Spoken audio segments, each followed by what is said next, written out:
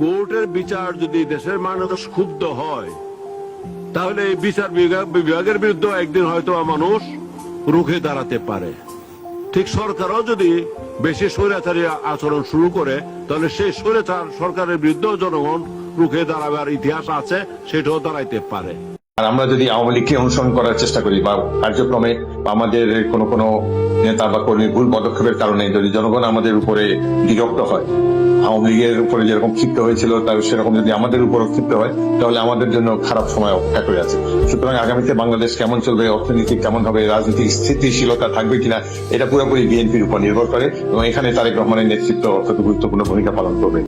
সরকার গঠিত হওয়ার পর থেকে পিছনের দিকে হাঁটছে, বাংলাদেশ আবার পুরনো পথেই হাঁটছে এবং জুলাই যোদ্ধাদের নাম ব্যবহার করে বর্তমান সরকার তার নানা কাজের বৈধতা দেওয়ার চেষ্টা করছে।